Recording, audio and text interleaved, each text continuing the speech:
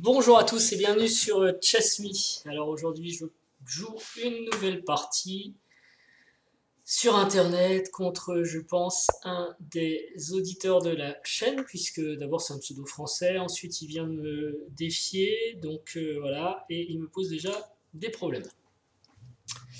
Euh, Qu'est-ce que je peux vous dire? Je peux vous dire que je suis un peu inquiet parce que depuis le début, depuis 2 jours en fait, je joue super mal. Enfin, plus mal que d'habitude, entendons-nous bien. Alors, qu'est-ce que je vais lui faire là? Bon, je crois qu'il faut jouer assez vite en plus sur les chess, faut pas traîner. Ouais, je joue.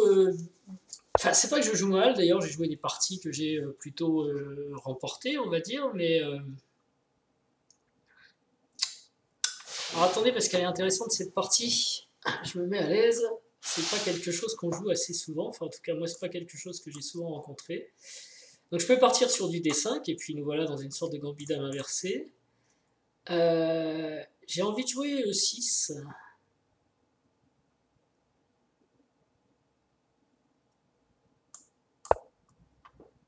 Ça propose de développer. Il y a peut-être une perte de temps si on part sur un modèle Benoni. J'en sais rien. Je suis un peu perdu là. Mais donc, je vous disais depuis 2 jours, mes exercices passent pas bien, quoi. Les parties que je joue, ça va, mais les exercices. Ah, ok!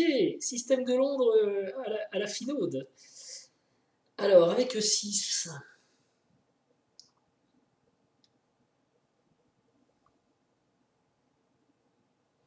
Soit je peux jouer D5, essayer de partir dans un système de Londres assez classique. Euh, Soit je peux jouer Dame B6, qui est en fait un système que j'ai utilisé pendant un moment contre le système de Londres. Qui est pas. Je vais peut-être tenter D5 parce que ça va ressembler à une variante que j'ai envie de tester. À une variante que j'ai envie de tester. Faut pas que je me trompe par contre. Ce qui est bien, c'est qu'il gagne 1 minute 30 avec son truc et il fait son petit effet. Après, bon, il y a sûrement des inconvénients.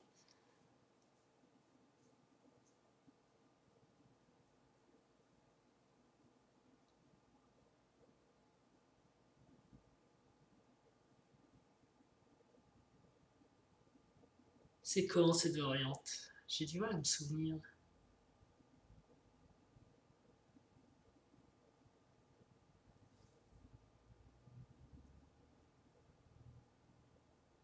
Ok, je pense qu'on va aller sur un. Alors c'est dommage parce que je perds un temps fou sur des coups qui sont simples. J'ai changé le fond encore. Bon, c'est rigolo là, ces petites bulles, mais je trouve que ça perturbe le côté visuel de la chose. Faut peut-être que je revienne à un écran noir tout simple et que je me mette dans l'axe. Ok, donc allons-y. Je pense qu'il va suivre cavalier BD2 et après on va envoyer l'idée. L'idée que j'ai envie de tester. Le fou, est-ce que ça change quelque chose?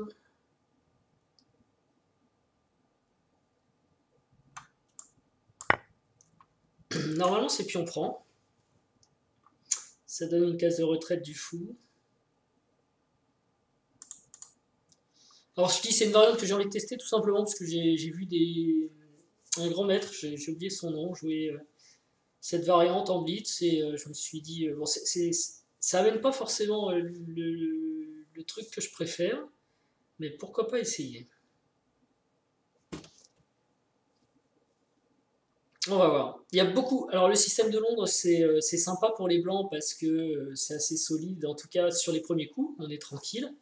Donc il y a beaucoup de gens de plus en plus qui le jouent.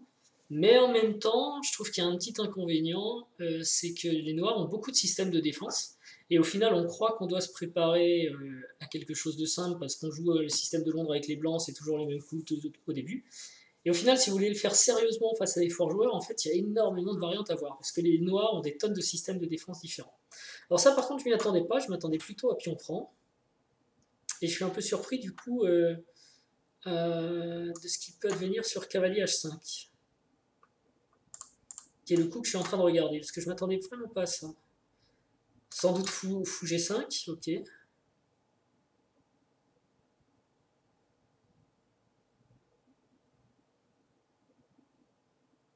je peux jouer fou E7 ou. Toujours du dame B6 qui peut traîner aussi. Allez, on va essayer parce que je suis un peu surpris à part ce C-prend en fait. Mais pourquoi pas? Ce qu'il y a, c'est que ça amène une structure super.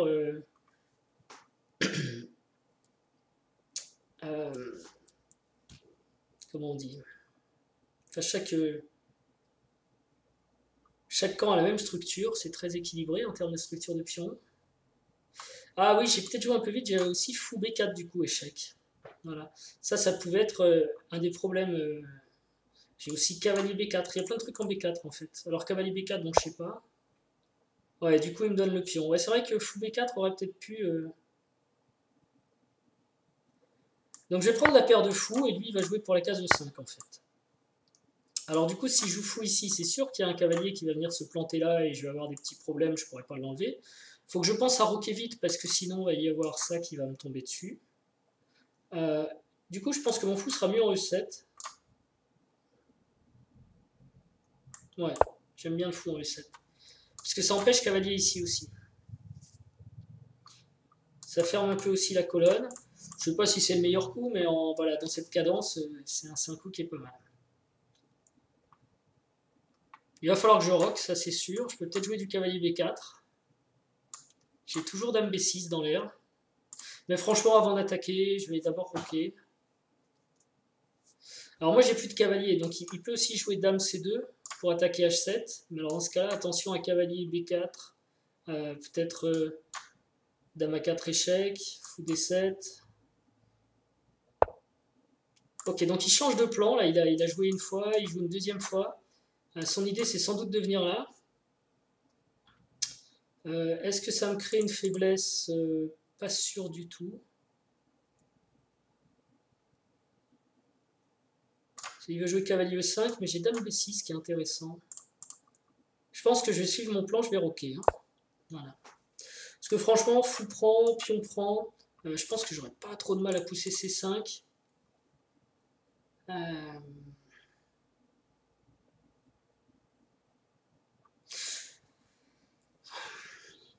Alors pour l'instant, les blancs sont toujours bien, il n'y a pas, de problème. La paire de fous noirs ne joue pas beaucoup, c'est surtout un fou faible qui est ici. Les blancs, la case de 5.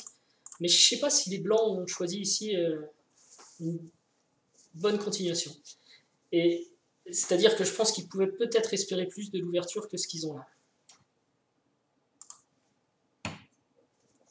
Ok. Donc est-ce que je défends par dame B6? C'est intéressant parce que j'attaque là-bas. Est-ce qu'il y a une autre menace? Qu'est-ce qui menace en fait? Qu'est-ce qui menace? Je vois pas de menace. À part gagner ce pion-là, mais il faut que je défende. J'ai pas envie de jouer fou D7. Donc dame B6 me semble mieux. Parce que c'est un coup actif. On a B2 derrière. A noter que lui non plus n'a pas fini son développement. Et il y a aussi D4 qui est attaqué. Et s'il prend ici, je suis pas mécontent parce que pion prend, certes j'ai une petite faiblesse, mais je pense que je vais pouvoir m'en sortir. Et la case de 5 va peut-être être plus difficile à... Enfin, il va falloir qu'il joue des coups comme ça va prendre du temps. Quoi. Et puis j'ai toujours F6, hein, donc en fait il n'a pas réellement la case de 5. Donc voilà. Bon là, si cavalier prend ou fou prend, c'est forcément pion prend. Enfin, pas sûr, sur fou prend, je peux quand même regarder dame B2, mais je pense que c'est pas intelligent.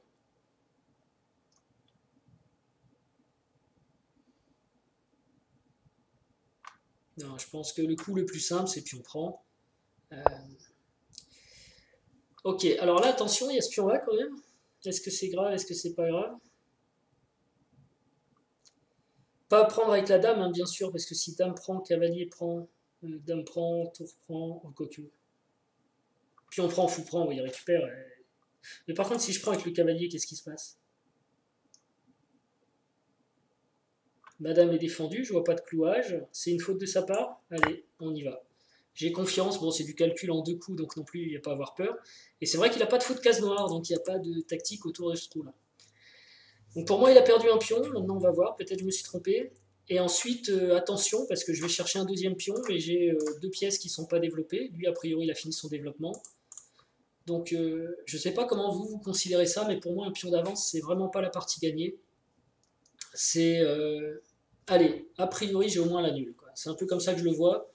Mais par exemple, dans la partie qui est là, c'est même pas ça. J'ai pris un pion, mais pour l'instant, je suis un peu en risque. Euh, je ne me vois pas avec l'avantage. Quand j'aurai développé toutes mes pièces et qu'on en aura échangé un petit peu, ok. Mais pour l'instant, ça reste équilibré. Bon, évidemment, je pense qu'il a gaffé, hein, il ne voulait pas donner le pion. Mais pour autant, il n'a pas parti perdu. L'autre effet de ça, c'est que lui, il va rentrer dans une dynamique hyper agressive. Voilà, jolie tentative de fourchette, mais en même temps, bon, évidemment, ce serait idiot de prendre pour moi parce qu'il y aurait une fourchette. Mais s'il prend ici ce fou, qui n'a pas bougé alors qu'il a fait 1 temps, 2 temps, 3 temps, 4 temps pour venir le chercher, j'ai juste à jouer tour C1 et je suis content. Faut juste pas que madame se trouve dans l'axe. Et pour l'instant, si madame bouge après fou prend, il faut que je reprenne avec cette tour, hein, sinon j'ai la fourchette. Donc ce cavalier ici doit bouger. Alors où est-ce qu'il peut bouger intelligemment?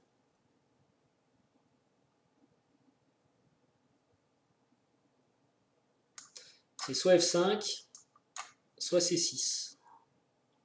Je vois pas mieux. Dame B2 marche pas, hein. Je vous laisse regarder pourquoi si vous ne savez pas. Mais F5, on peut se prendre du G4, il va être très énervé. Je vais y aller tranquille, on va vraiment pas s'exciter. Donc là, s'il prend le fou, évidemment, je reprends avec cette tour, sinon il y a fourchette. Et sinon, je prends cavalier là.